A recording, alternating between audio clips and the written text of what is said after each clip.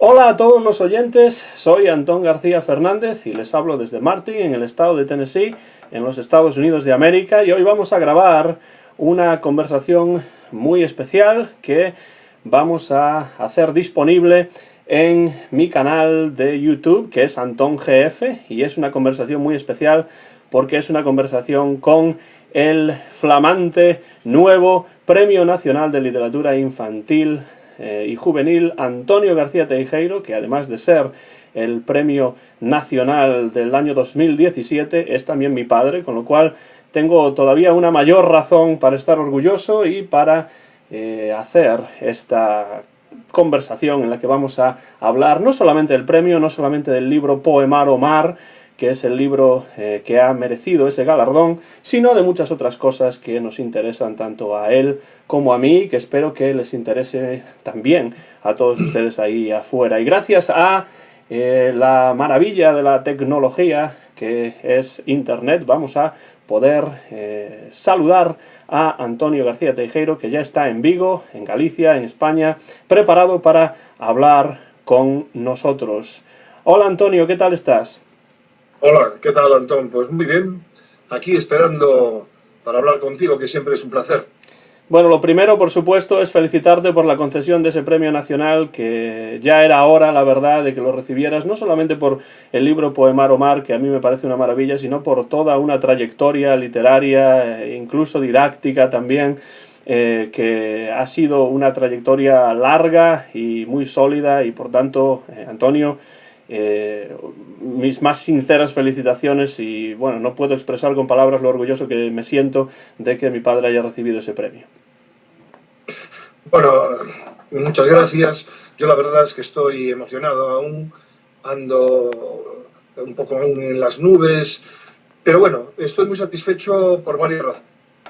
Primero, porque toda mi vida ha sido una lucha a favor de que la poesía esté presente en las personas ya desde pequeño, porque con este premio se va a hablar más de literatura infantil, se va a hablar más de poesía dentro de la literatura infantil, que como bien sabemos, pues la poesía siempre es un género más desatendido, ¿no? Un poco más marginado, pero absolutamente necesario. Y por otra parte, por lengua gallega, ¿no? Porque creo que es un paso más de consolidación de una literatura de enorme calidad y que, bueno, estamos siempre ahí, somos una referencia en la literatura en general, en el resto del Estado español, y me siento muy feliz de que, bueno, de que Poemar o Mar pues, sea un libro que nos lleve navegando hacia horizontes infinitos.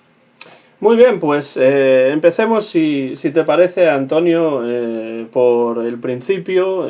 Tú naciste allá por la década de los años 50 del siglo pasado, que suena como que hace mucho tiempo, pero en realidad no es tampoco tanto tiempo, y como muchas generaciones de españoles, entre los cuales no me encuentro yo, pero sí muchas otras personas, estuviste marcado por la dictadura franquista, por el franquismo, y bueno, me gustaría que hablases un poco acerca de cómo recuerdas tú tu infancia y tu juventud, y qué personas, tanto conocidas como no conocidas, pues tuvieron una influencia directa sobre tu personalidad y sobre tu vida.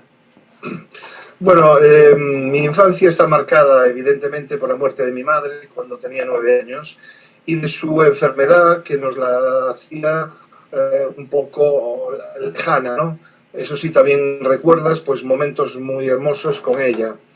Eso fue lo que me marcó desde el punto de vista personal. Yo creo que desde ese momento me hice mucho más responsable y viví la infancia de una manera un poco especial, ¿no? Un poco especial. Por un lado, intentando superar eso, por otro lado, marcado por ello, ¿no? Eran épocas difíciles, era un país gris, oscuro.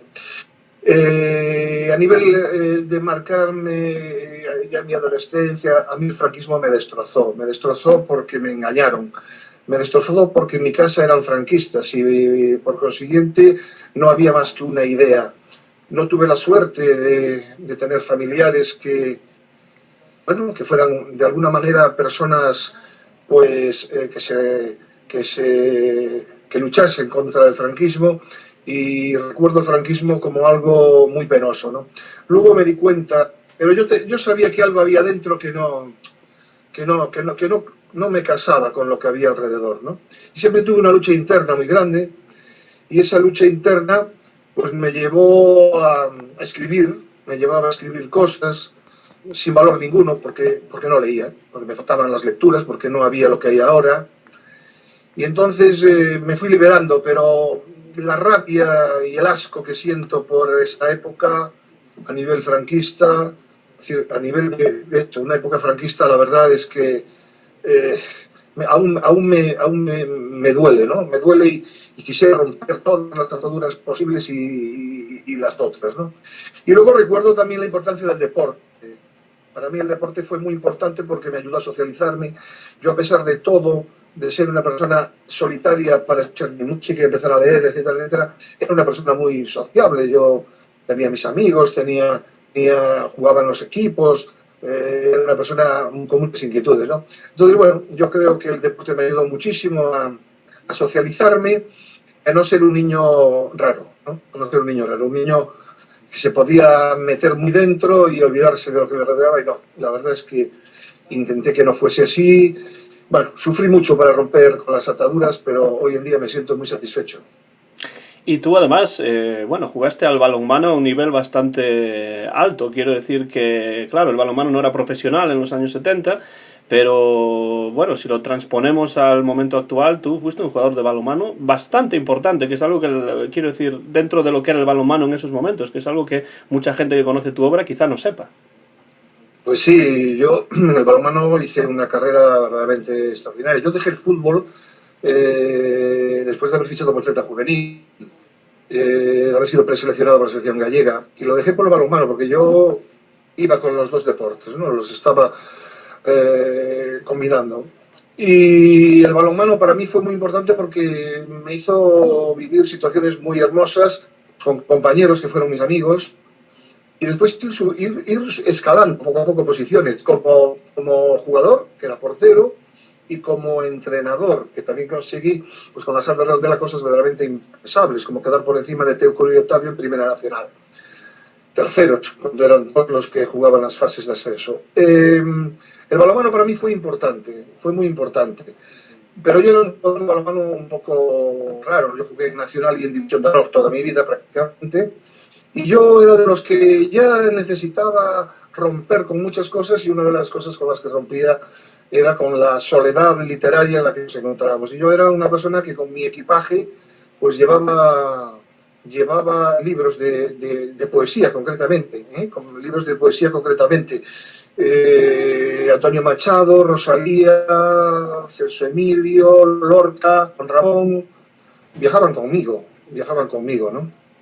Y entonces, bueno, pues yo, mientras los demás jugaban las cartas, yo leía. Cuando se apagaban las luces, porque al día siguiente había partido, yo leía un poco y le preguntaba a mi compañero de habitación si no le molestaba. Y bueno, iba forjando un poquito. Yo, cuando iba, por ejemplo, a Cataluña, aprovechaba para ir a comprar los discos de Joan Manuel Serrat en catalán, que no los había. Aquí había los de siempre, pero no los que triunfaban en aquel momento, quiero decir, pero no los que él hacía en catalán. Bueno, que siempre tuve muchísimas inquietudes, ¿no? Y bueno, tú hablabas antes de que, bueno, no tenías, pues cuando eras niño y después en tus primeros años de juventud, mucha posibilidad de acceder a literatura, pero ¿tienes algún recuerdo específico, pues no sé, del primer libro de literatura que tuviste la oportunidad de leer, ya sea pues Sí. cuando eras niño o cuando eras un poco ya más joven, ¿no? Y bueno, yo cuando era niño recuerdo que tenía unos libros pues que conjugaban letra e imagen, y las aventuras de Tom Sawyer, por ejemplo, fueron importantes. La figura de Tom Sawyer fue una figura que me cautivó, ¿verdad? Y luego recuerdo tener los libros de mi madre, que eran de Celia en la escuela, me parece que era, y yo leía ese libro, y aún hoy, cuando recuerdo que leía ese libro, me emociono internamente, porque la figura de Celia, la figura de mi madre, no sé, es una manera de... Fue lo poquito que yo leí, porque de aquella la literatura dejaba mucho que desear. Yo empecé a leer aproximadamente yo creo que es con 16, 17 años, ¿no? Yo recuerdo que el primer libro que me impactó y que me llevó por el camino de la literatura, dije yo, tengo que seguir leyendo, ¿no? Fue La familia de Pascual Duarte, de Camilo José Cela. Un tipo que escribió muy bien, escribió demasiado y por eso es un error, pero que tiene unas 5, 6, 7 horas de auténtica calidad. Todo lo demás no me interesa, ¿no? Ese fue el primer libro que yo leí. Y recuerdo a Paco Ibáñez, lógicamente, el que me empujó a leer poesía en principio, ¿no? Yo escuchaba a Bob Dylan y decía, este hombre dice cosas, no sé lo que dice, pero ahí dice cosas. Y me di cuenta que este hombre decía cosas en las canciones en inglés que yo no entendía. Quise estudiar inglés para aprender a entender a Bob Dylan, luego lo entendería cuando compré su primer libro de canciones. Pero yo ya sabía que algo decía. Y luego Paco Ibáñez fue decisivo, ¿no? Yo creo que la canción de Paco Ibáñez, Palabras para Julia, me emocionó de una manera grandísima, y él me abrió a los grandes poetas, y Serrat también me abrió a Miguel Hernández, ¿no? Yo creo que Miguel Hernández, aparte de Dulces de Jaén, tenía otros libros, y ahí fue Serrat que en su maravilloso disco que tiene sobre el primero que tiene sobre Miguel Hernández, esa elegía Ramón Sigel, Las ganas de la cebolla, para la libertad, para mí significaron eso, la libertad, ¿no? Empezar a luchar por la libertad. Y de ahí ya no paré, desde Pascual Duarte y Paco Ibáñez y Serrat, con sus canciones acercándome a los poetas, ya no paré, hasta hoy. Me alegra mucho que menciones a Elena Fortún, la escritora de los libros de Celia, porque creo que es una autora dentro de la literatura infantil y juvenil española muy importante, a la que no siempre se le ha dado quizá el mérito que realmente tiene. Yo recuerdo también, porque tú los tenías en casa, leer esos libros, en algunos casos en las ediciones originales antiguas del momento que tú tenías, y son unos libros que todavía tengo hoy, bueno, otras versiones, otros ejemplares, pero que todavía me gusta mucho leer de vez en cuando, porque son unos libros mucho más profundos de lo que puede parecer en un momento, ¿no? También me alegra de que hables de Paco Ibáñez, ¿no? y de Joan Manuel Serrat, porque esto nos lleva a una unión que para ti siempre ha sido muy importante, que es la de la literatura y la música, ¿no? Porque para ti... Yo quería hacer una... Serrat, no solo le agradezco ese maravilloso Miguel Hernández, sino que le agradezco sobre todo, porque yo creo, él me acercó a Miguel Hernández, que para mí era un desconocido. Antonio Machado me sonaba. Y claro, el disco que Joan Manuel Serrat hace sobre Antonio Machado es una auténtica maravilla. Y yo entré en Machado por Serrat. Eso sí que lo tengo que decir claramente. Yo entré en Machado por Serrat.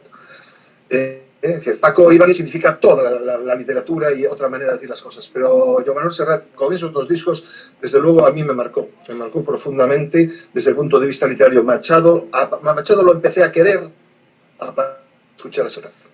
Pues Serrat y Paco Ibáñez y esos discos de los que hablas son un punto de unión muy importante entre dos cosas que para ti son muy importantes, que son la literatura y la música. Me da la sensación de que para ti fue primero la música y después la literatura. ¿Me equivoco en eso o no? O no te equivocas, ¿no? Yo escuché música desde siempre.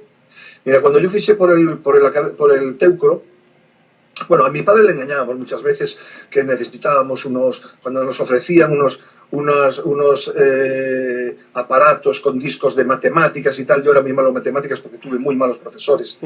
Estoy convencido que no sería tan malo si fuese de otra manera, pero a mi padre lo engañábamos, decíamos, sí, es necesario, tal y cual, porque así nos traían un tocadiscos y podíamos escuchar otras canciones, sobre todo yo.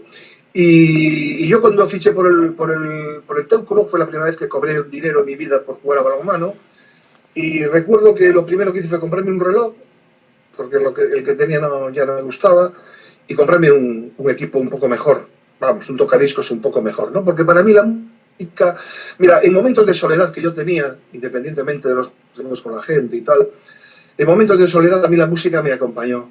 Es decir, yo me encerraba en un cuarto, en una habitación que había arriba, y escuchaba música, y me pasaba escuchando música toda la tarde. Hacía muchas cosas alrededor de la música. A veces grababa en un malísimo magnetofón Philips. Bueno, la verdad, otras veces hacía una especie de hit parade, según la gente que venía a mi casa y ponía los singles, pues le iba poniendo una rayita. En fin, yo siempre fui una persona muy atraído por la música, y atraído por la música en general, la buena música. Bueno, en aquellos tiempos pues consumíamos la música que había, pero cuando empezaste a ser consciente, pues te acercaste a los grandes, ¿no? Los Beatles, los grandes que cambiaron mi vida, Bob Dylan, por supuesto, y luego ya a partir de ahí los Rolling Stones, que no se puede olvidar y los sigo queriendo, y por supuesto Led Zeppelin y toda esa gente, ¿no? Sin olvidarme de grupos españoles que significaron mucho para mí, como el caso de Los Brincos, como el caso de Los Bravos, como el caso de Los Pasos, etcétera, etcétera, y Rafael. Tengo que decir que yo siento una predilección especial por Rafael, evidentemente, mucho antes de empezar con toda la necesidad que yo tenía de escuchar a los cantautores. A mí los cantautores también me cambiaron mucho de las cosas que yo necesitaba cambiar y me dieron fuerzas para seguir, ¿no?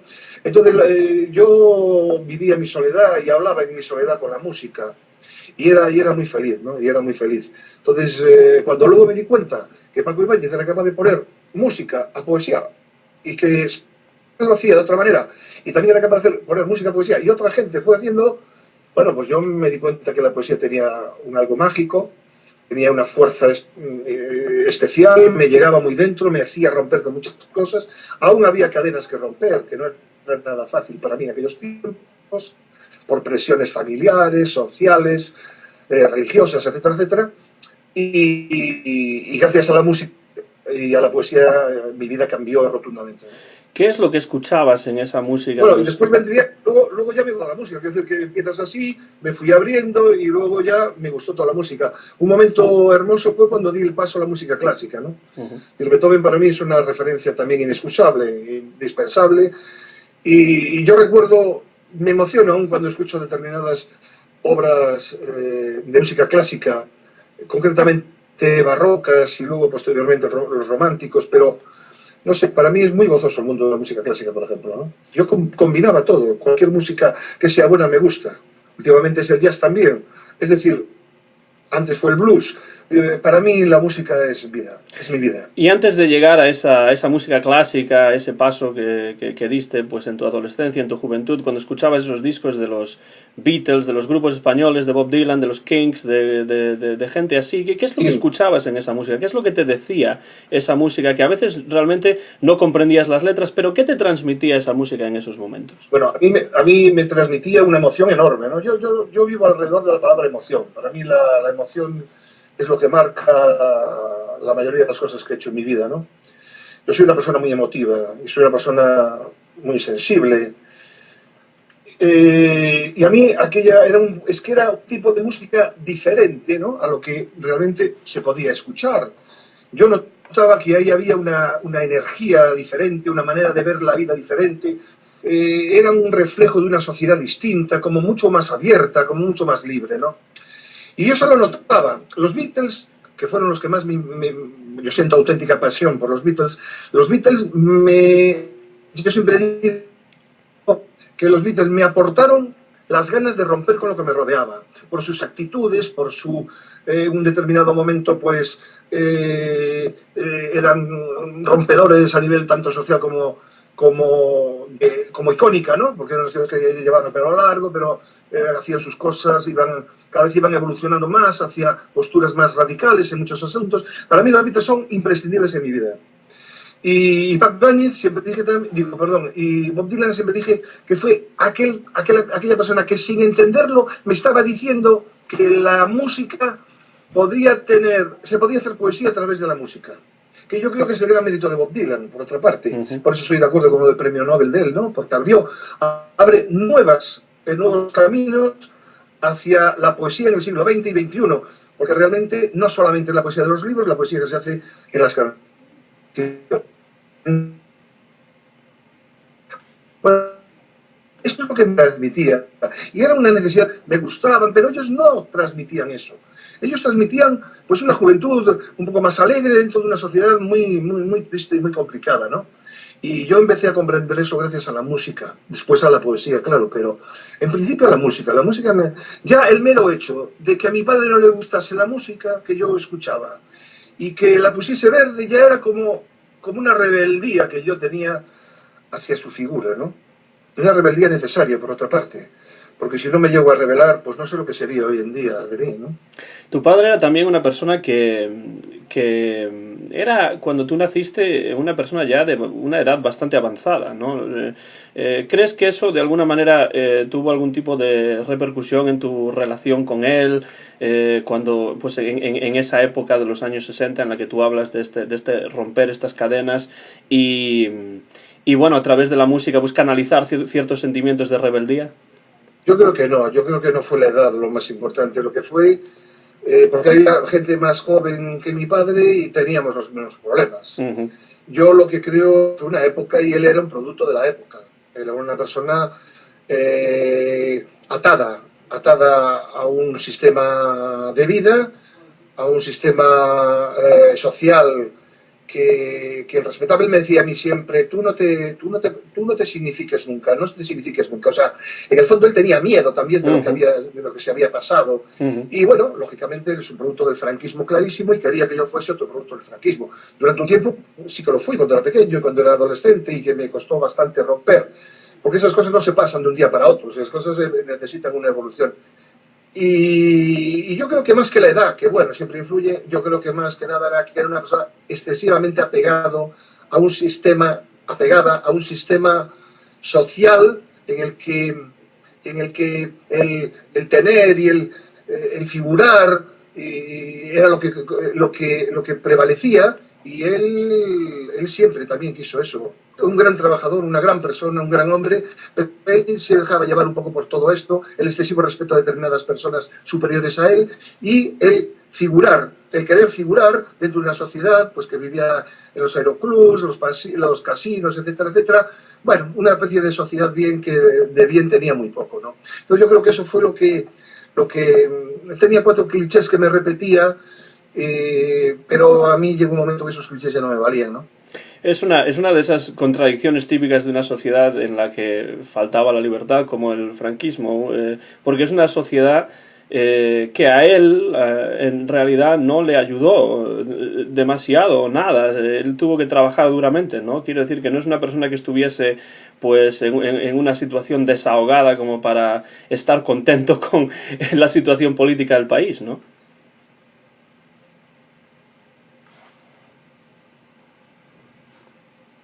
Sí, evidentemente. Yo todas esas cosas que digo de mi padre las digo con cariño. Yo admiro a mi padre porque fue una persona que efectivamente trabajó muchísimo, pero yo creo que se equivocó en los objetivos, ¿no? Él quería ser una persona que dentro de la sociedad en la que vivía fuese querida, reconocida, se relacionaba con personas que le interesaba, a nivel, pero solo por el mero hecho de... Es el reflejo de esa sociedad, de una sociedad de escaparate, una sociedad que detrás no había nada realmente específico. Entonces, bueno, él actuaba así, pero... y quería quería lo mejor para sus hijos, ¿no? Bueno, él quería que yo fuese abogado, le encantaría que fuese abogado, pero yo no estaba por la labor, yo quería dedicarme a lo que me quería dedicar, y que era la docencia, y a él no le gustó mucho esa idea.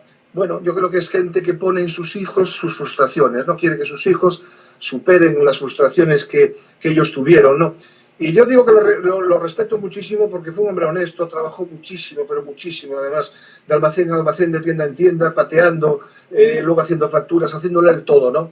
Y esto tiene mucho mérito. Lo que pasa es que si hubiera sido más abierto, si no le hubiera tocado una época tan difícil, podríamos haber llegado a acuerdos, pero así fue prácticamente imposible, y durante un tiempo ya, para mí ya fue un entrar en contacto, en colisión con él continuamente. Ya llega un momento que ya no podíamos hablar, ¿no? Solo del Celta, tal vez, pero de otras cosas no podíamos hablar, ¿no? Y eso es muy, muy triste, porque lo bonito entre los padres y los hijos es la comunicación.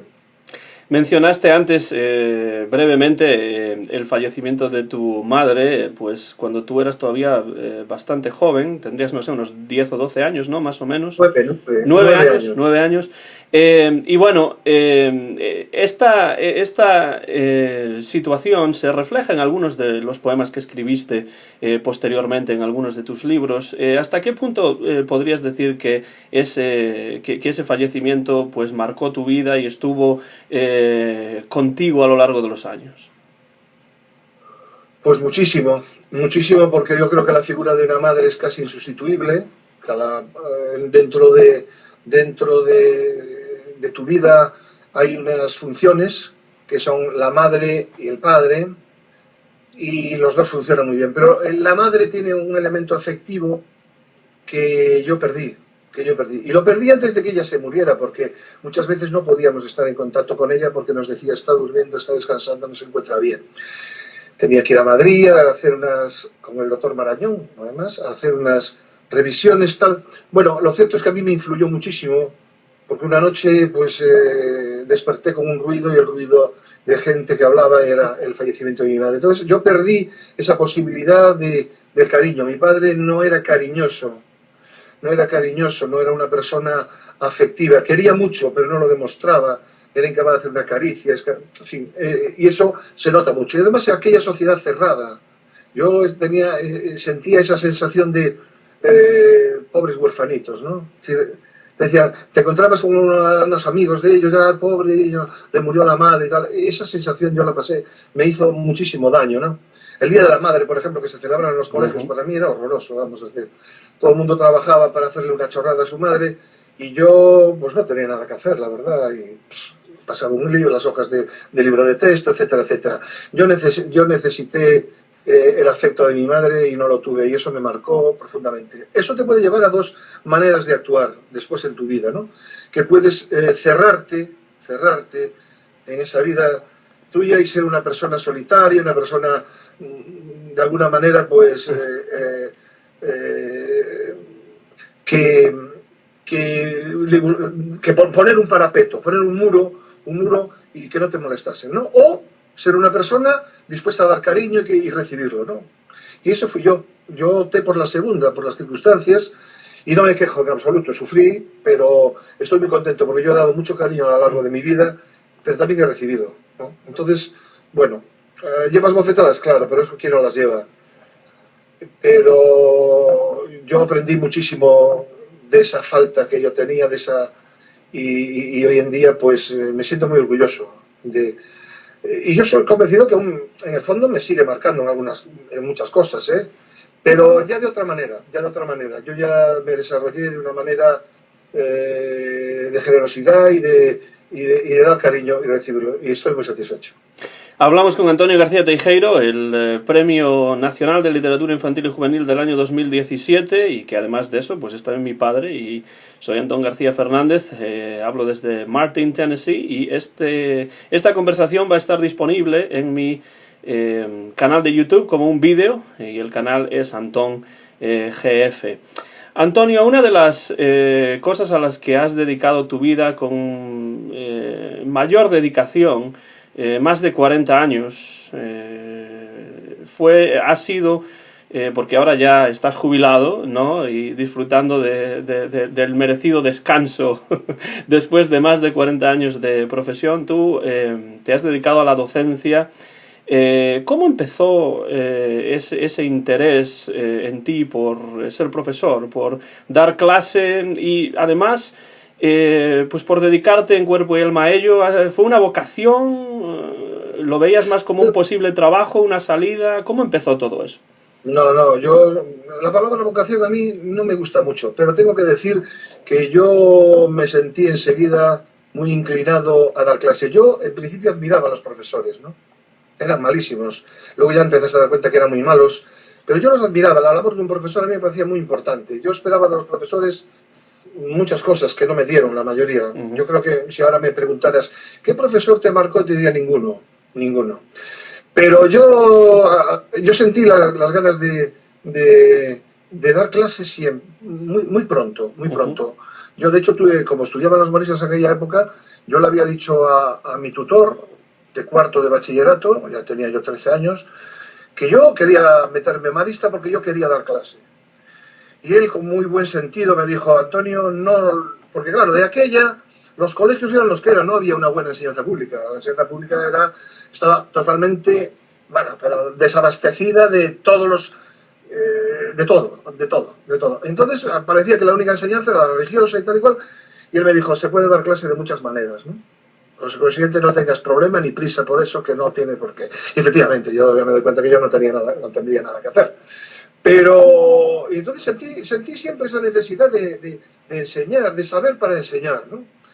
Y yo estudiaba hacía preuniversitario en el instituto ya, afortunadamente, había dejado los maristas, y una persona me ofreció la posibilidad de dar clase de francés en una unitaria que había en Teix. Yo debería de tener unos 17 años, 18, más no. Y yo, pues, que siempre fui muy decidido para todo, me gustó afrontar los retos, siempre dije que sí. Era clase de francés, a mí el francés me encantaba y hasta el tío que se iba a marchar me hizo una prueba y me pregunta, ¿qué le haga-t-il? Yo le dije, il est de mí. Y él me dijo, muy bien, porque si me vas a decir el son, ya no sé. Él me hizo una prueba así, un poco ridícula. El caso es que ahí empecé a dar clase en una unitaria en Teix con el señor Gallego, y yo creo que ya no dejé de dar clase nunca, porque me apasionaba la idea de transmitir. A mí siempre me gustó transmitir. Y transmitir conocimientos, acercarme a los alumnos, cometer errores y aprender de ellos, buscar tu camino dentro de la enseñanza, y afortunadamente aparecieron los movimientos de renovación pedagógica y ahí yo ya entré derecho. Aprendí muchísimo de gente como Agustín Fernández Paz, como Miguel Vázquez Freire, con mucha gente que ya traía un bagaje importante, y para mí fue siempre no dedicarme a la enseñanza de una manera siempre igual y cómoda, sino de mojarme, de bajar a la arena y ahí conseguir las cosas de tú a tú con los alumnos. Yo, después de tantos años de dar clase y después de tantas variaciones en mi vida y de tantas luchas, tengo que decir que los chavales son lo mejor que hay en la enseñanza. Lo peor, los compañeros. Yo tengo, sinceramente, muy malas experiencias con compañeros por envidias y por complejos, pero bueno, luego los padres, que en algún momento, no fue mi caso, pero como jefe de estudios tuve que lidiar mucho con ellos, porque llegó un momento en que se metían demasiado dentro de la cuestión. Los chavales valen la pena, los alumnos son lo mejor que hay, y cuando tienen problemas los alumnos hay que rascar y mirar atrás a ver qué pasa con los adultos que los rodean. Estoy muy de acuerdo con eso, y además tengo que decir que yo mismo, que soy ahora profesor universitario, pues obviamente nunca lo habría sido si no hubiese sido por ti, en el sentido de que, bueno, cuando yo era muy pequeño, pues tú traías todos esos ejercicios y exámenes a casa y los corregías ahí delante de la televisión.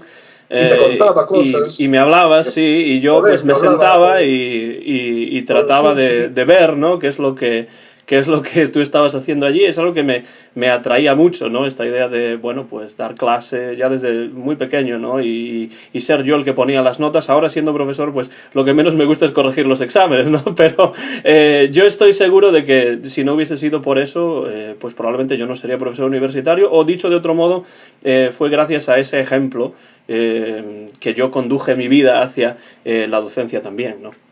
En casa se hablaba mucho, además, del colegio, de las clases, de alumnos que venían. Cuando tú mismo, cuando naciste, vinieron niños, alumnos a casa, traían regalos, o sea, había una muy buena relación, ¿no? Y a mí eso es lo que realmente me gustaba. A mí me pasó un poco también. Yo también al principio admiraba al profesor porque ponía las notas y corría ejercicios, y para mí después fue lo que menos me gustó, vamos, en definitiva, me resultaba tremendamente pesado y cansino. Yo creo que la mayor parte... Me gustó mucho, y estoy muy orgulloso de que tú hayas seguido, que seas un docente y un gran docente además, ¿no? Yo estoy muy orgulloso y me siento muy feliz de que por lo menos una persona de tu talla, tanto humana como profesional, pues haya dedicado a eso, ¿no? Y si yo tuve algo que ver, pues me siento doblemente orgulloso, ¿no? Bueno, la literatura para ti tuvo también una gran importancia en el aspecto docente. ¿Cuándo empezaste tú a introducir la literatura en tus clases, y de qué manera presentabas la literatura en aquellos tiempos bastante difíciles y convulsos dentro de la historia de España, como fueron pues mediados y finales de los años 70? Pues fue a partir de esos movimientos de renovación pedagógica cuando yo empecé a ver cosas diferentes, cuando por ejemplo llegué a Rodari, ¿no? y comprendí la importancia de una persona como Gianni Rodari dentro de lo que es la nueva escuela, ¿verdad? Yo enseguida me di cuenta que en clase se necesitaba leer, ¿no? Yo recuerdo leerle a mis alumnos de octavo, hace muchísimos años, claro, pues las memorias de un neno labrego de Avilés. En gallego casi no había nada. En castellano muy poco, literatura bastante que dejaba mucho que desear. Entonces yo entré en la literatura, en la nueva literatura que vino del centro de Europa y de movimientos de renovación pedagógica a través de la crítica que yo hacía para El Faro de Vigo. Yo leía muchos libros, yo iba a la librería, me hablaba con el librero, y yo me sentía, empecé a conocer y a recibir libros y a meterlos en la clase y hacer una biblioteca de nada. No había nada en el colegio, yo hice una biblioteca. Primero hice una biblioteca de aula, después hice biblioteca de centro, no teníamos ni estanterías ni nada, pero yo iba colocando libros, pedía libros a las editoriales, pedía libros a las librerías. Bueno, yo me di cuenta que sin libros no se podía estar en la escuela, era imposible. Entonces, a partir de ahí, pues bueno, fuimos creciendo. Fue cuando yo en una ocasión que tenía una clase de pequeños que yo no daba, pero había una clase a la semana, donde yo cantaba con mis alumnos, les ponía poemas, les recitaba poemas, y fue cuando yo empecé a escribir. Un día me salió un poema en el encerado, estaba yo sentado, ellos estaban dibujando y empecé a hacer 3 pombas, chegaron cansas, tristeiras preto dun neno. Y empecé a escribir y que me salía un poema, ¿no? Todos los niños se quedaron un poco boquiabiertos, empezaron a copiar aquello, lo hicieron mucho. Bueno, le hicieron dibujos, lo cantábamos con otras canciones, con otra música, y desde ese momento ya empecé a escribir. Entonces ya fue implicarme por todos los motivos. Como persona que trabaja a favor de la literatura en las aulas, a favor de la poesía expresamente también, las dos cosas, porque yo hacía libroforum y hacía muchísimas cosas, y luego ya como autor también, claro. Ya siempre me preguntan, ¿por qué escribes para niños? Yo siempre dije, pues porque yo quiero mucho a los niños, porque los niños necesitan del elemento afectivo en las aulas y a través de la literatura, y porque a los niños les gusta la literatura. Lo que pasa es que hay que acercársela con una cierta pasión, claro. Y porque la literatura para niños y para jóvenes también es literatura. Hombre, es que a estas alturas me parece ya de una imbecilidad suprema, pues despreciarla, ¿no? Hay gente que aún lo hace, y además escritores que a mí me gustan. Pero bueno, yo eso ya lo tengo muy superado. La literatura tiene que ser sin adjetivos, literatura. Y puede ser para niños, puede ser para adultos que también les guste lo que se escribe, para niños que les guste lo que se escribe para adultos.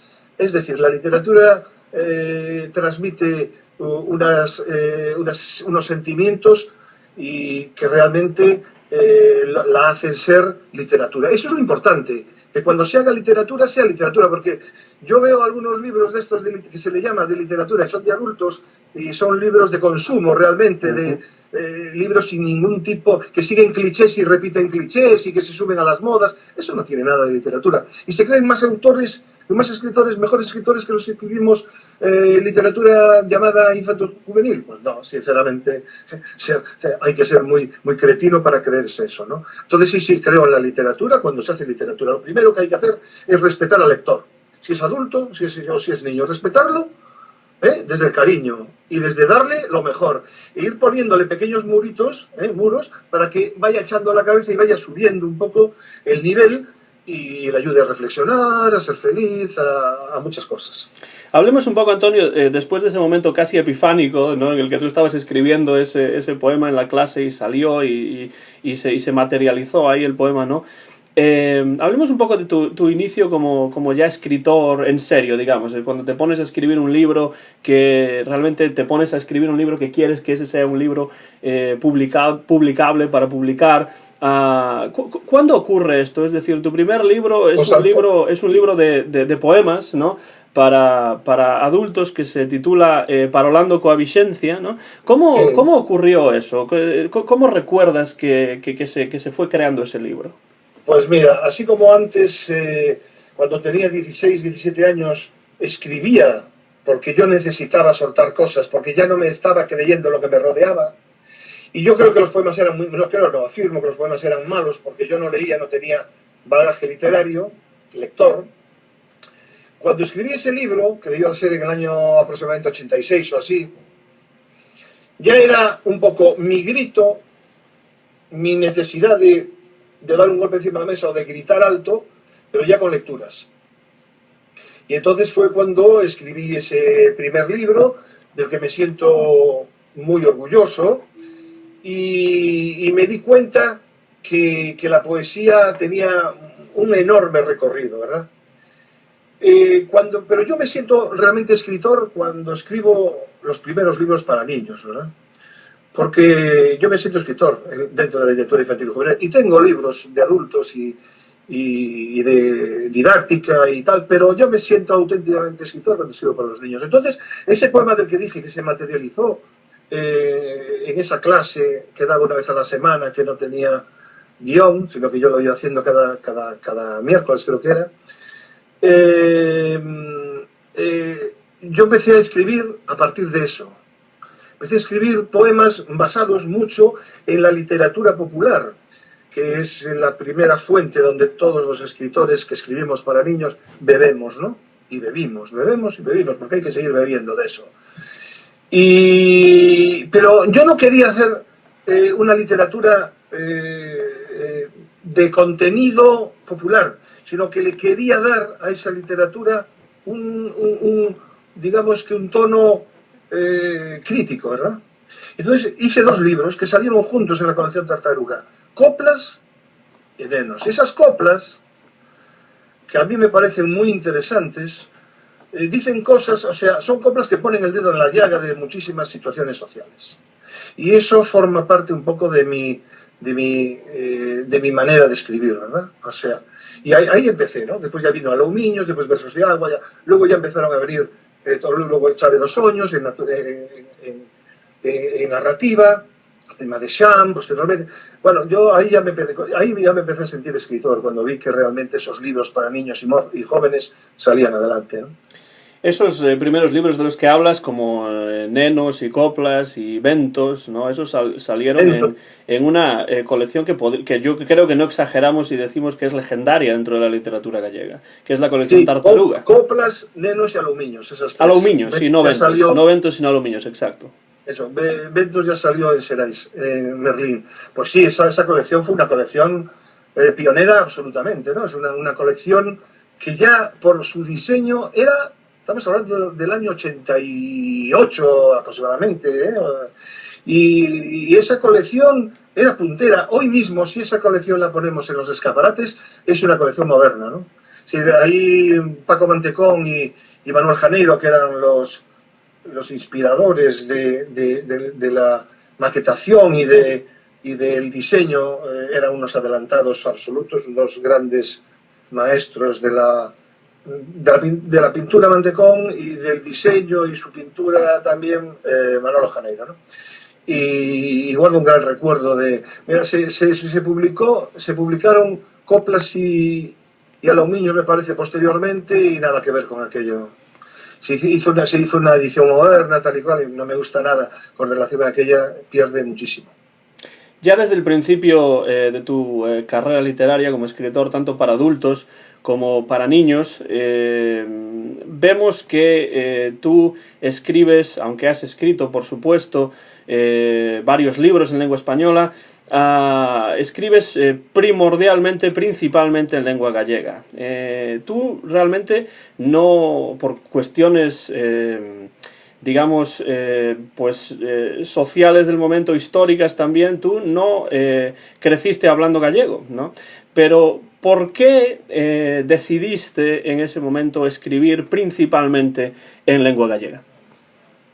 Pues mira, justamente yo fui educado, no solamente no hablaba gallego, yo fui educado en castellano contra el gallego.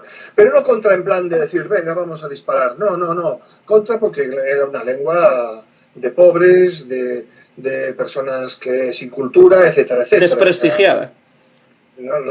Sí, desprestigiada. Es que, totalmente, ¿no? Entonces, Bueno, en mi casa yo recuerdo a mi padre corregirle a su madre, a mi abuela, pues algunas expresiones que tenía que eran gallegas, ¿no? Y se los corregía, ¿no? Cuando vinieron esos movimientos de renovación pedagógica, nos dimos cuenta muchos que nos habían robado una buena parte de nuestra historia y de nuestra vida, idioma, y de nuestras costumbres y de nuestra literatura. Nos habían ahogado el gallego, nos lo habían escondido, nos habían dicho que era una lengua, eso, de pobres. Bueno, ya queda dicho un poco de que una lengua no solo minoritaria, sino además una lengua poco brillante, ¿no? Y entonces ahí me entró a mí esa necesidad de comprometerme con algo que me parecía terriblemente injusto. ¿Cómo se puede renunciar a una cultura, esconderte las grandes personas que estuvieron ahí detrás? Fíjate que cuando mi padre hablaba de Castelao, por ejemplo, hablaba del Castelao dibujante de los periódicos del pueblo gallego, de no sé qué más. Pero nadie hablaba de la figura de Castelao, de lo que significó el Sempre en Galiza, de lo que significaron sus cousas, de lo que significaron sus álbumes, pues Aquila Mártir, Dibujos de Negros, etcétera, etcétera. No se sabía nada de nada. Se escondía todo. A mí eso me enervó. Y me di cuenta, y junto con otra gente, que bueno, por razones familiares, pues sí, tenían contacto con el gallego, habían nacido en aldeas, hicieron igual. Era gente que juntos empezamos a hacer una literatura que no había. Por eso somos un poco pioneros de todo ello, ¿no? Gente como Paco Martín, gente como Fina Cartel del Rey, como Xavier Docampo, como toda esta gente, Agustín, ¿verdad? Era gente que escribía en gallego, ya empezaba a escribir en gallego y ahí nos fuimos subiendo todos, ¿no? Y la verdad es que es una de las cosas más grandes que he hecho en mi vida, haber aportado un grano de arena a esta literatura gallega que es tan esplendorosa. Ahora con el Pergamino Vindel vemos que hace 800 años Martín Codas hizo unas hermosísimas cantigas de amigo, ¿verdad? Con la ría de Vigo de fondo. Y todo eso no sabíamos nada, es que no sabíamos absolutamente nada de nada. Entonces, bueno, yo me siento muy feliz, para mí escribir en gallego es fundamental, hago cosas en castellano porque todos sabemos que la poesía es muy difícil de traducir y como yo tengo dos lenguas, pues de vez en cuando hago mis escritos en castellano, de lo que no me arrepiento en absoluto, estoy muy contento de hacerlo, pero está claro que mi compromiso sigue siendo la literatura gallega. Yo me siento un escritor de literatura gallega y además que cree que la literatura gallega tiene un amplísimo reconocimiento. Conversamos hoy con Antonio García Teijeiro, Premio Nacional de Literatura Infantil y Juvenil en este año 2017. Soy Antón García Fernández y esta conversación estará disponible en forma de vídeo en mi canal de YouTube Antón GF. Ya que hablabas antes de la música, ¿no? Es evidente que la música ha sido una parte muy importante de tu vida, como ya hemos hablado, pero también es una parte muy importante de tu literatura para niños.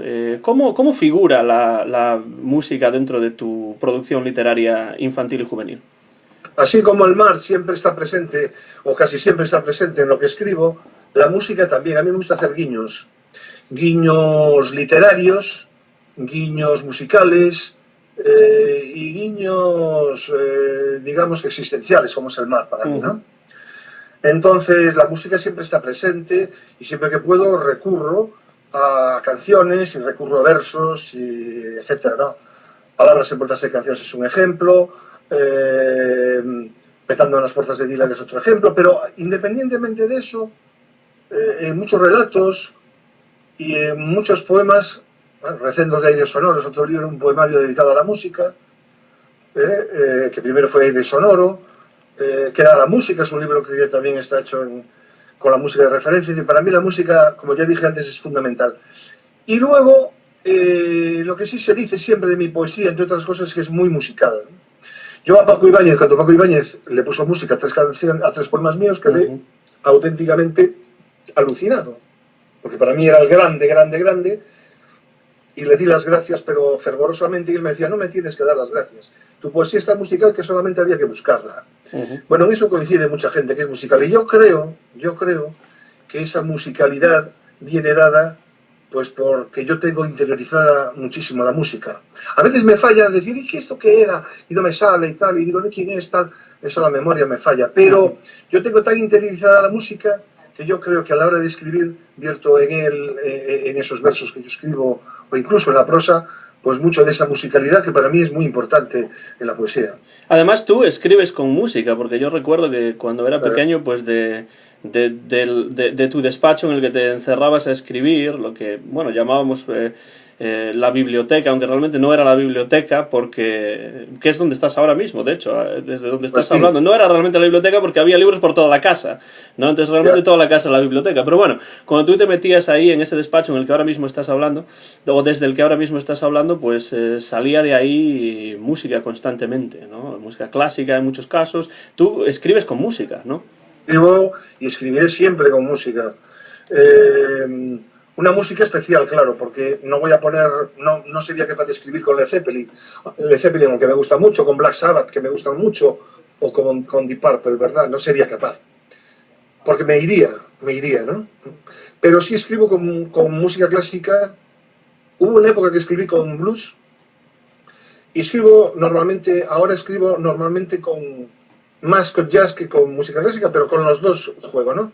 Sí, para mí es importante establecer un trinomio, digamos, que papel, porque escribo a mano, papel, reflexión y música, ¿no?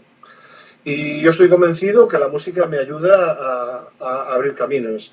Y yo estoy convencido que la música yo me dejo abrazar por la música y que me mueva un poquito y me lleva por caminos que sin ella quizá no fuera capaz. No puedo escribir sin ella. Es muy difícil. Solo si estoy en un momento en el que estoy terminando algo y se acabó el disco, en ese momento termino sin música, y cuando ya conseguí algo, vuelvo, cambio y pongo otra cosa. Para mí, la música, ya lo dije, es que es como si fuera un pez en una pecera grande donde el agua es la música. Y ya está. Yo me siento así. Sin música, yo podría, si me tuviera que marchar para una isla desierta, me llevaría los libros, aparte de tu madre, a Susi, me llevaría mis libros y mi música. Y mira que me gusta el cine, ¿eh? Y me gusta la pintura. En la casa está llena de pinturas. Y me gusta la escultura, me gusta todo lo que son las artes. Pero si tuviera que llevarme dos cosas, no tengo duda cuáles serían. Y cuando tú te sientas a escribir un nuevo poemario para niños y estás ahí delante del papel, donde sea que estés, o en tu despacho o en cualquier otro lugar, ¿qué es lo que buscas conseguir cuando escribes un libro para niños? ¿Cuál es el propósito que intentas alcanzar cuando te sientas y pones tinta sobre papel? Pues lo primero, que me guste a mí, que yo me sienta satisfecho de lo que estoy haciendo, que nunca me siento satisfecho del todo, pero bueno, que yo me sienta satisfecho. Y después pensar que eso que yo estoy escribiendo a través de un mediador o de una mediadora va a llegar a unos niños que lo van a recibir con mucha felicidad. Eso es lo que yo me propongo.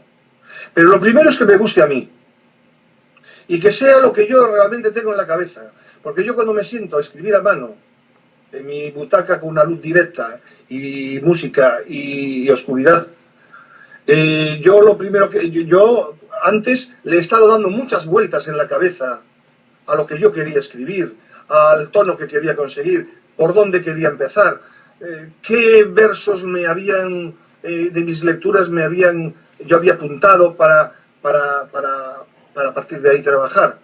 O sea, hay un trabajo previo muy importante que no figura en ningún sitio, solamente en la cabeza de uno. Y después es cuando empiezas a escribir. Y desde ese momento yo lo que quiero es que me guste, que yo me sienta satisfecho. Yo me pongo digamos que objetivos. Y es procurar no repetirme, procurar que que haya vida en lo que comunicas, que sea literatura, que haya emoción. Una de las cosas que más me gustaron de lo que dijo el jurado del Premio Nacional sobre Poema Mar es que es un libro lleno de emoción y que cuida muchísimo el lenguaje. Pues eso es justamente lo que yo quiero transmitir. Quiero transmitir la emoción que yo siento de haber creado un poema que me gustó ya en ese momento. Aunque, repito, luego a lo mejor lo leo y no me gusta tanto, pero en principio yo tengo esa sensación, ¿no? Entonces eso es lo que quiero transmitir, esa emoción que a mí me provoca el escribir y el saber que los lectores pueden disfrutar mucho con lo que yo escribo y lo que escriben otros, claro, porque a mí me gusta que haya mucha gente escribiendo y que haya un corpus lírico o un corpus literario en Galicia y fuera de Galicia grande, ¿no? Que fuésemos una potencia lectora, que no lo somos ni lo seremos nunca, ¿no? Pero bueno, eso es lo que yo procuro buscar. Que haya emoción, que me guste a mí, que haya emoción y que pueda transmitir lo que yo siento. Poemar o Mar es el libro por el que has recibido este importantísimo galardón del Premio Nacional de Literatura Infantil y Juvenil. Vamos a hablar dentro de un momento acerca de este libro, pero vamos a leer primero, si tienes a bien elegir algunos de los, pues no sé, unos 2 o 3 poemas que te gusten especialmente dentro de los varios que componen este libro, que es Poemar o Mar, pues quizá podemos leer unos 2 o 3 poemas y después continuamos la conversación. Sí, yo quiero hacer que a veces cuando voy a los centros y me encuentro con los lectores me preguntan en qué me baso yo para escribir, ¿no? Normalmente los niños dicen, ¿en qué te inspiras tú y tal y cual? Yo digo, bueno, yo me baso en las lecturas. O sea, yo cuando estoy leyendo un libro de poesía veo un verso y digo, con este verso ya puedo hacer algo. Ese verso me está diciendo, Antonio escribe. Y les digo también, en mis lecturas y en la vida, yo soy muy observador, me fijo mucho en lo que pasa a mi alrededor y me fijo en la gente, en las personas que necesitan algo, que son distintas, que son especiales, etcétera, etcétera. Y para demostrarlo, voy a leer 2. Bueno, uno es a partir, en vez de una lectura, en este caso, es a partir de una canción de José Antonio Labordeta, que José Antonio Labordeta no será el mejor cantautor del mundo, pero sí puedo asegurar que es el que más emoción le pone a lo que escribe. Labordeta es pura emoción.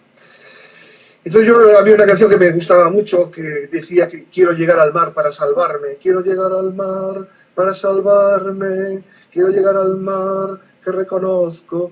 Bueno, es una preciosidad de canción. Y yo me quedé con eso, quiero llegar al mar para salvarme, y como homenaje a José Antonio Labordeta escribí este poema en Poemar o Mar. Quero chegar ao mar se está fuxindo para abrazalo. Quero chegar ao mar e que non fuxa para agarralo. Quero chegar ao mar se está dormindo para rolalo. Quero chegar ao mar se está chorando para alegralo. Quero chegar ao mar se está celoso para bicalo. Quero chegar ao mar se está berrando para calmalo. Quero chegar ao mar se está perdido para inventalo. Quero chegar ao mar se está volvendo para guardalo. Bueno, esto es un deseos y deseos y deseos, ¿no? Y luego, basado en la vida, basado en alumnos que he tenido, solitarios, distintos, diferentes, etcétera, etcétera.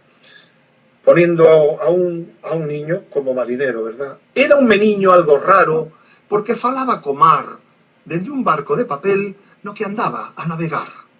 Palabras azul celeste, palabras verde esmeralda, palabras de maruxía, palabras de area branca.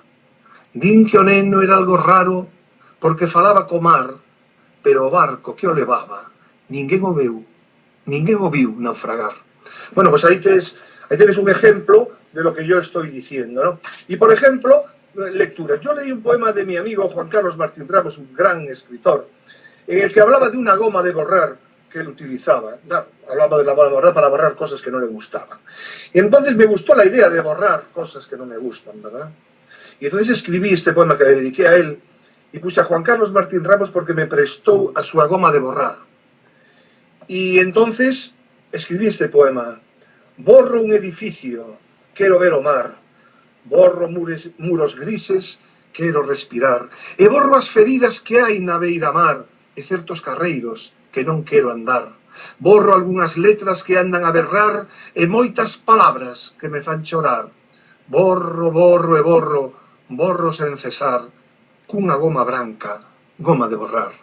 Bueno, si alguien escoita, si alguien escucha este poema y los otros, verá que los niños lo van a entender perfectamente, pero no los infantiliza. Eso es una de las cosas que a mí, cuando hablo de respeto, es la infantilización de la poesía. Antonio García Teijeiro y unos poemas de Poemar o Mar, el libro que acaba de recibir el Premio Nacional de Literatura Infantil y Juvenil. Y yo creo que ahí podemos ver, como tú decías, pues el ritmo, la musicalidad, y si la bordeta tiene emoción, pues Antonio García Teijeiro también tiene emoción. No hay ninguna duda de eso, escuchando esos poemas, tanto quienes puedan comprender la lengua gallega como quienes no, podrían claramente ver, sentir la emoción de esos versos, ¿no? Esto que dices tú, Antonio, de que no quieres infantilizar a tu audiencia infantil y juvenil, es muy importante, porque tú obviamente estás en contra de la literatura que sea claramente didáctica, ¿no? Es decir, no te interesa una literatura de puro didactismo, pero tú eres o fuiste docente, ¿no? ¿Cómo figura la docencia en tu literatura para niños? Es una buena pregunta, porque normalmente parece que a los maestros se nos nota, ¿no? Mucho, que siempre parece que queremos ir enseñando. Yo fui consciente de eso desde el principio, y eso me ha hecho llegar a esta reflexión. Yo no quiero enseñar con la poesía, yo quiero hacer reflexionar. Yo no quiero que aprendan conceptos, para eso tienen otros caminos. Yo quiero que comprendan emociones, colores, sensaciones, que las puedan sentir. Entonces, nada más lejos de la realidad de estar diciéndoles lo que tienen que hacer, lo que es bueno y lo que es malo, en absoluto. Yo planteo una situación que me preocupa o que me apetece, la escribo, y quiero que a partir de ahí los niños hagan 1000 lecturas. Incluso me gusta que haya muchas lecturas, que se puedan hacer más de una lectura, que los niños ya aprendan que puede haber un doble sentido en demasiadas cosas, ¿no? E incluso jugar con las palabras. Por ejemplo, fíjate este poema que no rima, pero veis que este libro tiene mucho de rompedor. Dice: ten só 3 letras o mar, mas se lle damos un bico medra, sorrí e aparece o verbo amar. Bueno, pues estas cosas a mí me parecen que son muy importantes, ¿no? Yo creo que para esto pues hay que tener muy claro lo que porque aparte yo corría un riesgo, porque como encima dabas conferencias sobre poesía, hacías crítica, etcétera, etcétera. Bueno, crítica no, lo que hacías realmente era divulgación, ¿no? Que querías que los libros tuviesen visibilidad, ¿no? Que tanta falta le hace a la literatura infantil y juvenil concretamente. Y entonces, claro, tú podías caer en la contradicción de hacer, cuando escribías, lo contrario de lo que predicabas. Y claro, eso para mí siempre fue una raya que nunca quise cruzar, que siempre la tenía muy presente, y yo creo que lo conseguí, ¿no? Yo creo que lo conseguí. Mira, por ejemplo, este poema es un poema, es casi como una línea, que dice así: atopei unha palabra que rima co sorriso do mar. 2 puntos, sorrimar. Bueno, pues... Veo yo ahí, y tengo que decir que cuando lees ese poema, a mí me viene a la mente claramente el nombre de Luis Eduardo Aute. ¿Por qué? Pues porque es un cantautor, poeta y muchas otras cosas, que juega de una manera muy similar con las palabras. Crea nuevas palabras, neologismos propios, como tú ahora ahí estás creando esa palabra sorrimar, que Aute es algo que hace también en muchas ocasiones. Supongo que la obra de Aute tendrá importancia para ti también. Aute, yo creo que incluso, no me paré a pensarlo, pero estoy seguro que esto es una influencia de esos libros que hace Aute, no solamente de lo que canta, que también, pero sí de esos libros que hace, que juega con conceptos, que juega con palabras, que juega con significados. Tiene una serie de libros magníficos y yo estoy convencido que a mí Aute me parece el mejor cantautor de la música española. Y ya sé que es una burrada decir eso, posiblemente, porque, bueno, pues que yo creo que es la persona que tiene una mayor capacidad literaria, una mayor capacidad poética, y aunque una canción y una poesía no son lo mismo, pero yo reconozco que con Aute la carga literaria y poética que tienen sus canciones no la tienen otros. Y entonces, bueno, yo lo respeto mucho, lo quiero y lástima la situación en la que está ahora, pero es uno de los grandes disgustos que yo tengo. Pero lo quiero muchísimo, él se portó conmigo muy bien, en momentos difíciles tuvo detalles generosísimos y para mí es un personaje importante. Y también te diré, sinceramente, que su música me emociona. Yo creo que no hay nadie que cante al amor, al desamor, al sexo, como lo hace él, ¿no? Y además es que sus canciones y sus textos son totalmente diferentes a los que cantan los demás, ¿no? Sí, muchos Sabina, muchos Serrat, son todos muy buenos y a mí me gustan, pero Aute es distinto. Entonces, bueno, ese distinto hace que para mí sea el más querido y aún encima con la suerte de haberlo conocido, ¿no? Y de quererlo. El libro en el que se contienen esos poemas que has leído es Poemar o Mar, es el que ha recibido este galardón, y es la segunda parte de una trilogía acerca del mar. ¿Cómo nació esta trilogía marítima de Antonio García Teijeiro? Bueno, a mí el mar, como ya dije antes, yo tengo recuerdos de muy pequeñito en el mar, desde el miedo que tuve al principio a entrar hasta después lo que me gustaba, que mi padre me cogía por las manos y me hacía darle las piernas y tal. Yo recuerdo cosas muy bonitas en el mar, ¿no? O esas mañanas maravillosas que por las mañanas íbamos a la playa y por las tardes íbamos a jugar a casa de un amigo. Bueno, el mar estuvo presente siempre en mi vida. Pero claro, el mar, yo creo que cuando escribía también, porque lo necesitaba, pero sin un valor literario, el mar aparecía. El mar aparecía, ya te lo digo. Pero era todo muy malo. Cuando yo empecé a leer, me di cuenta que, claro, que lo que yo escribía necesitaba mucha lectura para poder encontrar mi propio camino, ¿no? Y ahí di con un libro fundamental para mí, que fue Marinero en tierra de Rafael Alberti. Porque ahí me di cuenta que Rafael Alberti, pues, hacía literario el mar. O sea, llevaba el mar a la literatura, para entendernos. Luego en más libros, pero en ese concretamente, que ganó además el Premio Nacional de Literatura, el Premio Nacional de Poesía del año, no sé, ya no me acuerdo, pero 30 y tantos me parece, ¿no? Sí, hace casi 100 años. Sí, yo creo que sí. Bien, bueno, pues yo cuando leí quedé entusiasmado, quedé maravillado por las imágenes de ese mar, esa necesidad de mar que Alberti sentía y que tan bien ponía en verso.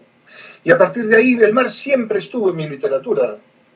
Tanto en narrativa como en poesía, el mar aparecía siempre, en algún momento aparecía, ¿no? Recuerdo que en el primer libro de relatos que escribí, que se llama Chave dos Soños, aparecía aquel relato que a mí me gustaba especialmente, que era O neno que falaba coas ondas, ¿no? Que era un poco esa necesidad que yo tenía a veces no de hablar con las olas, pero sí de estar cerca del mar y mirarlo profundamente sentado en una roca. Bueno, pues un día Manuel Veiga, gran escritor y gran amigo mío, me dijo: Antonio, a ti con lo que te gusta el mar, y que siempre anda... Pero en cambio nunca le dedicaste un libro enteramente al mar, y eso me hizo reflexionar y dije, pues es verdad lo que me estás diciendo. Y entonces empecé inconscientemente a trabajar mentalmente. Entonces, claro, yo tenía una deuda con el mar, evidentemente. Y esa deuda con el mar, en vez de un libro, hice 3. Uno en castellano y 2 en gallego. Este es el tercero que salió, pero el segundo que escribí. Y la verdad es que estoy muy satisfecho de esa trilogía, porque es una trilogía desde la necesidad de poner al mar como gran protagonista y al mismo tiempo gran espacio para verter ahí pues mi existencia, mis deseos, mis lástimas, mis caminos. Es decir, el mar es ese gran espacio y ahí dentro pues cabe pues todo lo que significa la respiración de la persona, ¿no? Sí, muchas veces mis alumnos o incluso personas aquí en los Estados Unidos me preguntan, bueno, ¿y qué es lo que más echas de menos de Galicia, de España, ¿no? Y bueno, hay varias cosas, obviamente, personas y familia y tal, pero lo primero que me viene a la mente siempre es el mar, ¿no? Porque en Tennessee no tenemos mar y yo llevo viviendo pues más de 15 años en lugares donde no hay costa, ¿no? Entonces, desde luego el No mar te sí. escapas un poco del mar, ¿eh? Tampoco el mar es una cosa que a ti te lleve, ¿no? Bueno, digamos que no me gusta especialmente la playa, ¿no? Pero sí el mar, sí el sonido del mar, ¿no? Entonces a mí cuando vivía en Vigo me gustaba más caminar por el puerto y escuchar las olas del mar que necesariamente ir a la playa y bañarme en el mar, cosa que no es tu caso porque tú te bañas todos los meses. Pero...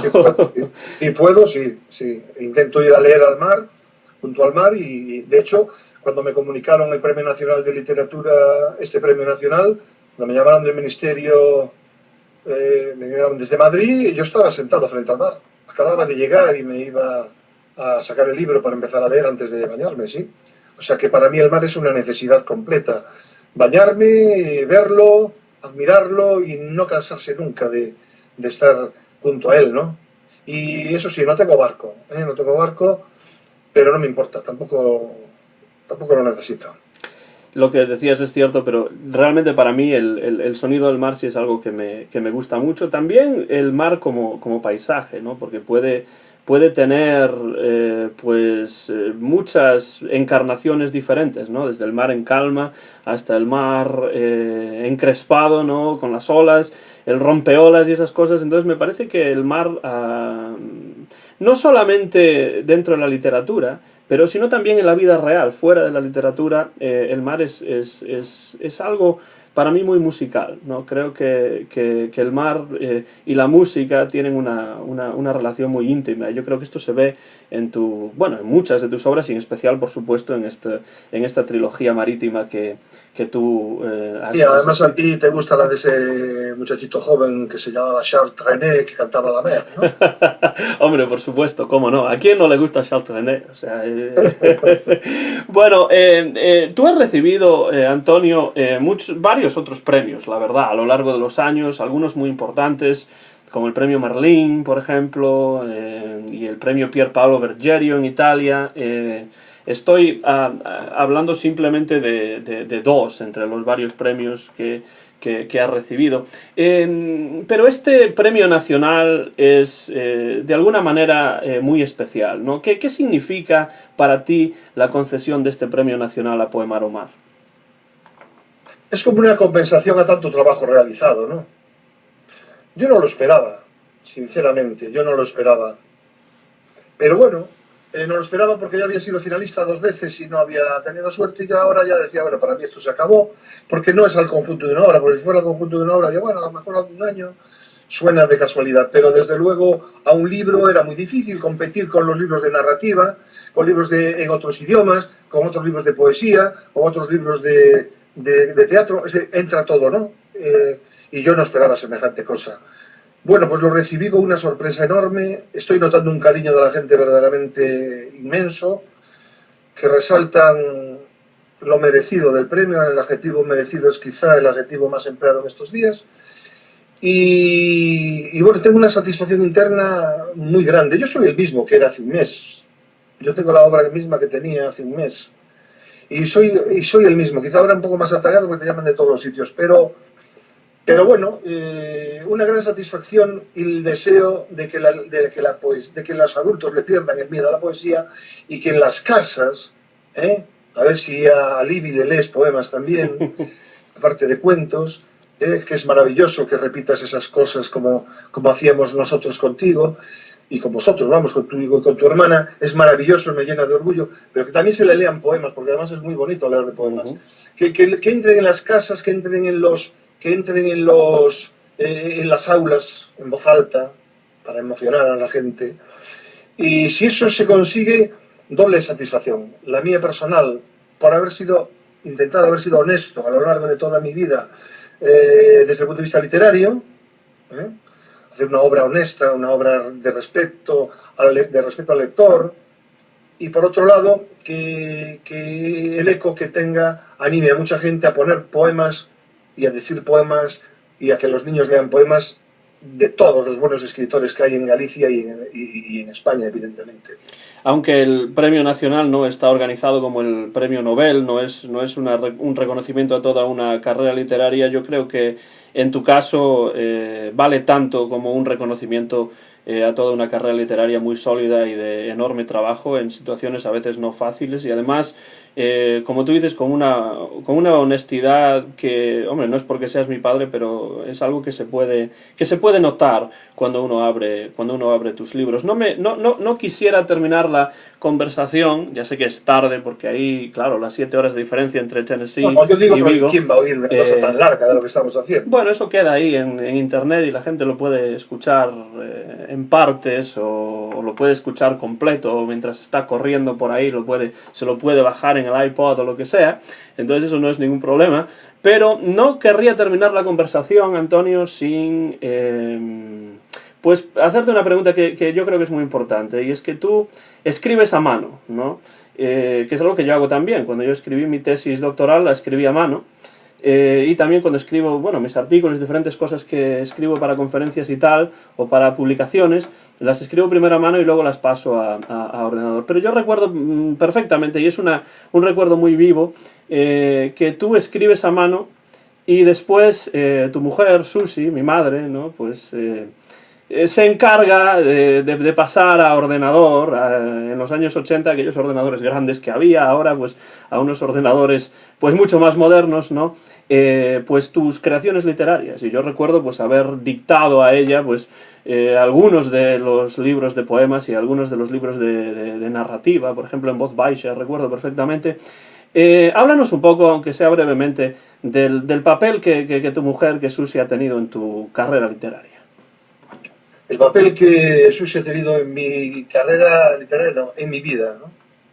Mi vida es suficientemente sólida porque he tenido una persona a mi lado durante toda su vida que me ha ayudado absolutamente en todo, que me ha permitido, que me ha sacado muchos problemas de la cabeza, ya bastantes de los que a mí se me venían encima, ella me los sacaba, que me facilitaba el poder escribir, que me animaba a escribir, y que aún encima pues tuvimos 2 hijos maravillosos como sois vosotros, ¿no? Esto no es una tontería que ahora dices para quedar bien, y lo que sois lo más importante de nuestra vida, mi mujer, Susi, y vosotros sois lo más importante que hay en mi vida.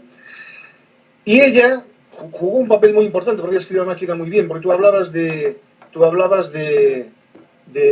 ordenadores incluso antiguos, pero antes de los ordenadores, Susi pasaba a máquina,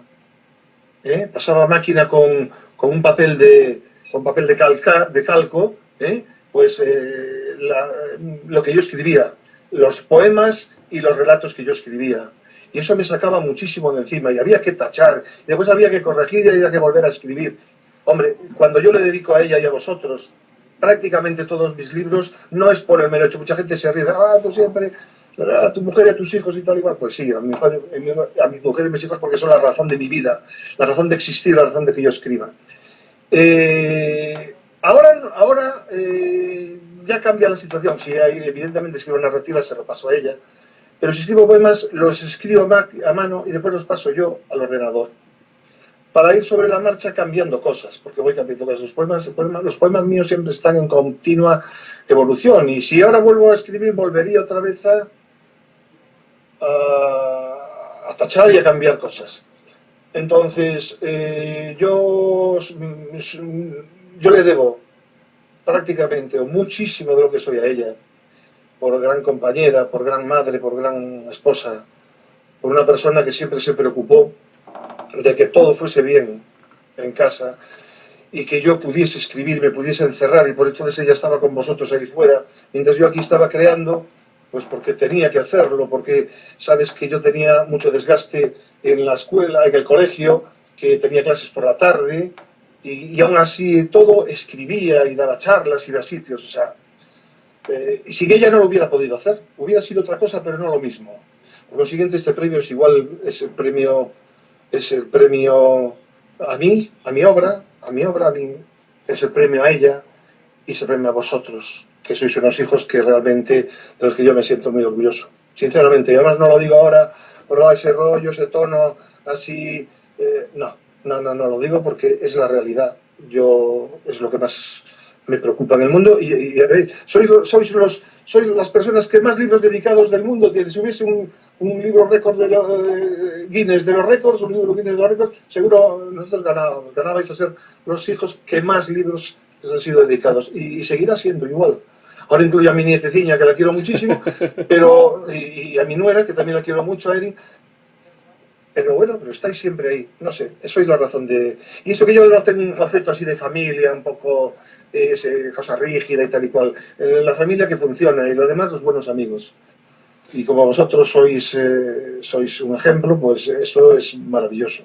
Tendré que ponerme en contacto con los responsables del libro Guinness a ver si nos ponen ahí, porque claro, esto no, si es así, si es cierto, a ver si se puede certificar y que aparezca ahí, ¿no? Yo te aseguro, os aseguro que en España, que yo conozca, no hay nadie que dedique tanto a sus hijos y a su mujer sus libros. Y como tengo más de 60, pues 60 y tantos o 70, Manuel Barado me decía que 100 entre libros colectivos y otras cosas, pero bueno, vamos a dejarlo así. Entonces, bueno, yo es que soy incapaz de dedicar algo a alguien si no estáis vosotros por el medio.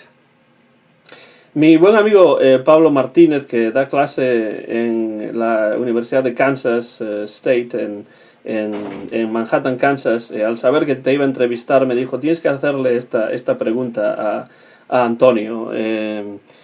Tras haberte sido concedido este premio, ¿crees que de alguna manera tu literatura para niños va a cambiar de alguna manera? ¿Va a haber un antes y un después de este premio nacional o tú seguirás más o menos? Yo creo que ya sé lo que vas a decir, pero me dijo, pregúntale esto y pues para que quede constancia ahí yo lo hago. ¿Hay un antes y un después en Antonio García Teijeiro después de este? Yo estoy convencido, absolutamente convencido que no.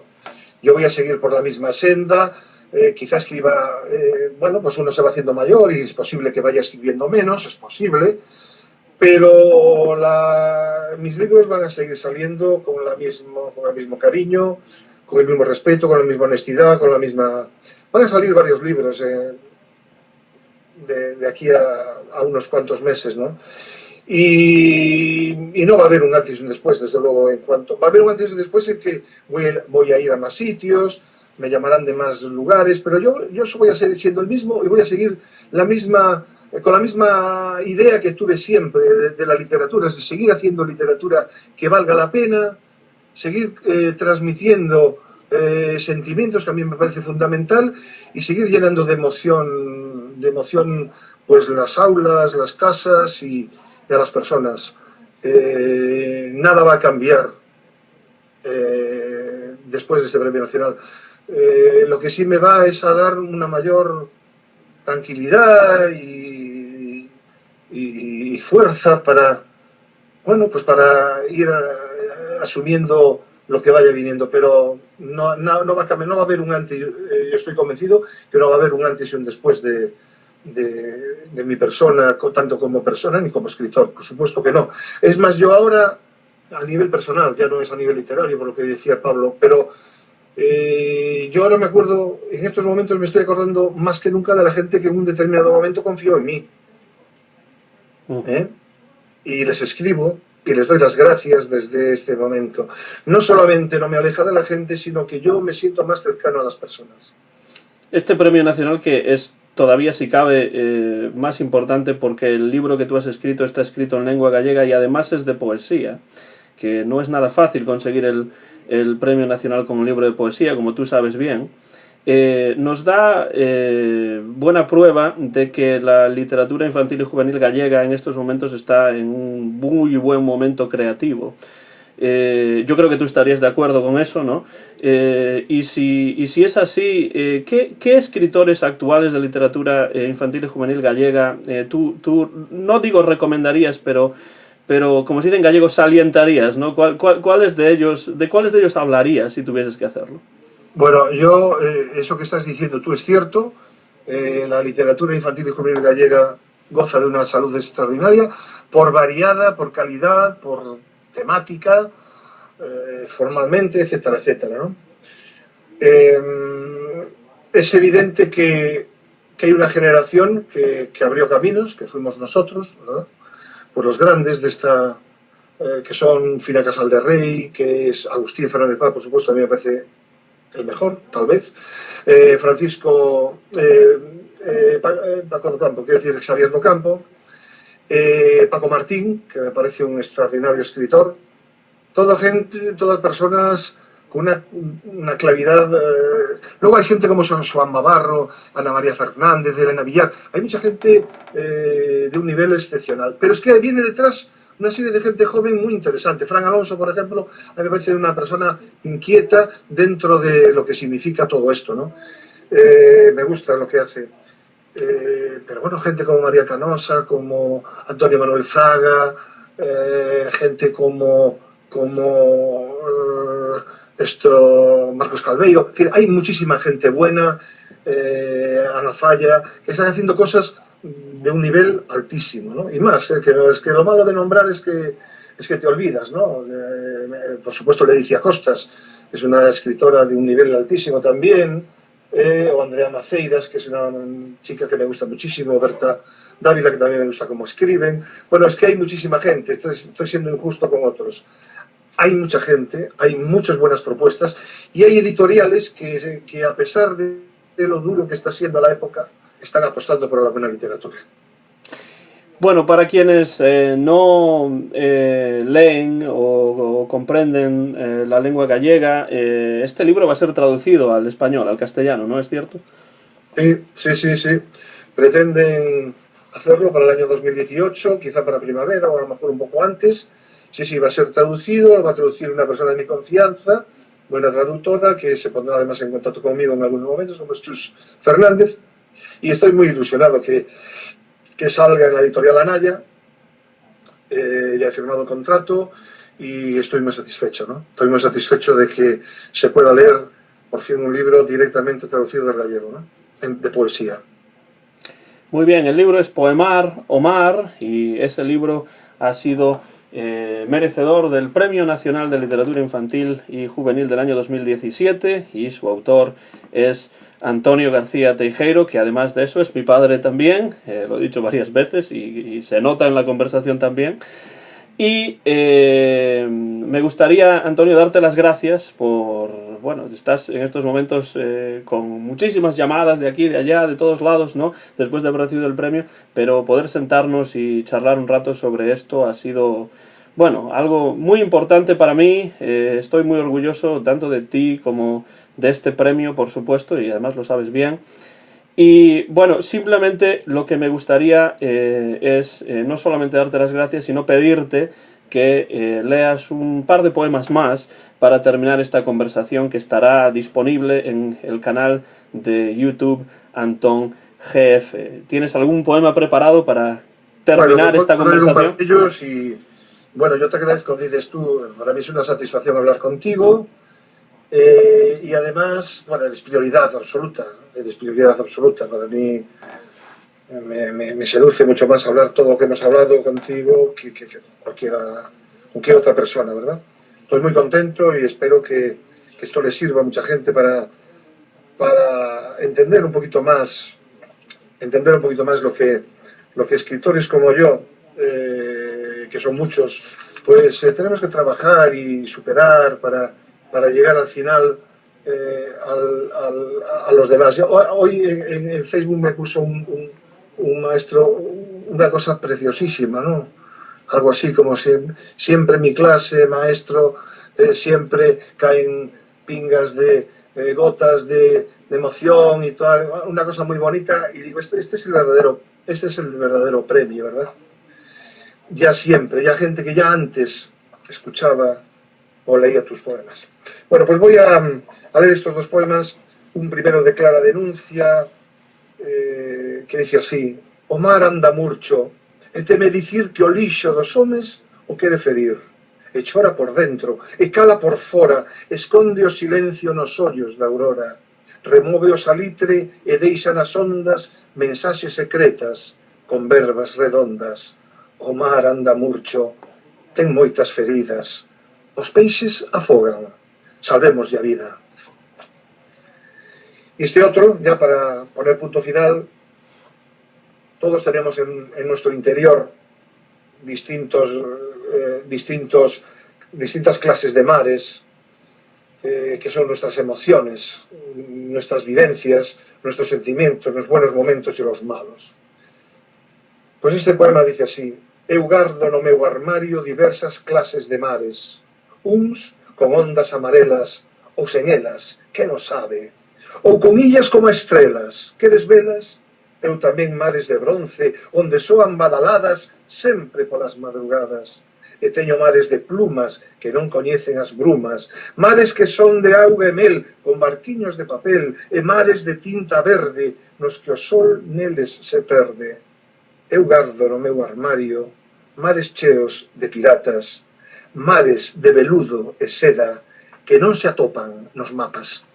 Antonio García Teijeiro, Premio Nacional de Literatura Infantil y Juvenil del año 2017 por ese libro que pronto saldrá en lengua española también, Poemar o Mar. Para más información acerca de Antonio García Teijeiro podéis siempre visitar el blog Versos e Aloumiños, que se puede encontrar en la dirección garciateijeiro.blogspot.com, garciateijeiro.blogspot.com. Esta conversación con Antonio García Teijeiro estará disponible en mi canal de YouTube, Antón GF. El copyright es de Antón García Fernández, año 2017, grabado en directo en Martin, en el estado de Tennessee. Antonio, moitas grazas, como sempre, un placer. Igualmente.